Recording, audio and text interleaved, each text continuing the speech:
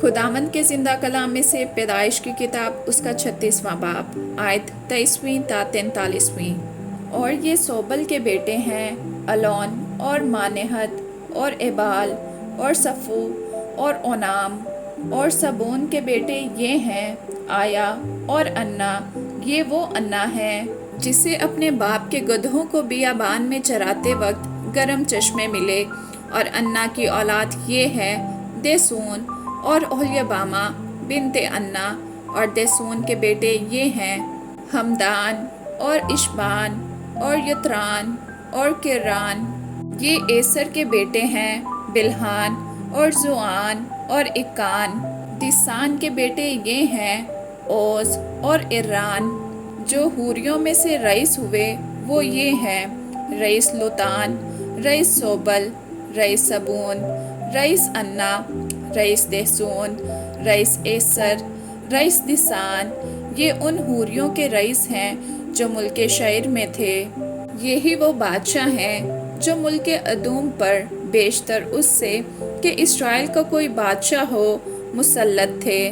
بالے بن bore ادوم میں ایک بادشاہ تھا، اور اس کے شہر کا نام دنہبا تھا۔ بالے مر گیا، اور یوباب بن زرہا جو بصراہی تھا اس کی جگہ بادشاہ ہوا۔ پھر یوباب مر گیا، اور ہوشیم جو تیمانیوں کے ملک کا باشندہ تھا اس کا جانشین ہوا۔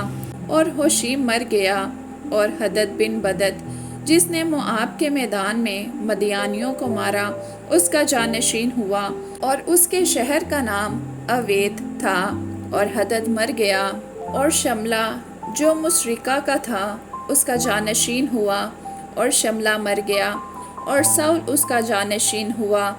یہ رہبوت کا تھا جو دریائے فرات کے برابر ہے، اور سول مر گیا، اور بلحنان بن اکبور اس کا جانشین ہوا، اور بلحنان بن اکبور مر گیا، اور حدر اس کا جانشین ہوا، اور اس کے شہر کا نام پاؤ، اور اس کی بیوی کا نام محتبل تھا جو مترد کی بیٹی اور میزہاب کی نواسی تھی۔ پس عیسو کے رئیسوں کے نام ان کے خاندانوں اور مقاموں اور ناموں کے موافق یہ ہیں، رئیس تمنا، رئیس ایلوا، رئیس یتیت، رئیس اوہلیبامہ، رئیس ایلا، رئیس فینون، رئیس کنز، رئیس تیمان، رئیس مبسار، رئیس مجدیل، رئیس ارام۔ ادوم کے رئیس یہی ہیں جن کے نام ان کے مقبوضہ ملک میں ان کے مسکن کے مطابق دیے گئے ہیں۔ یہ حال ادومیوں کے باپ عیسو کا ہے۔ آمین۔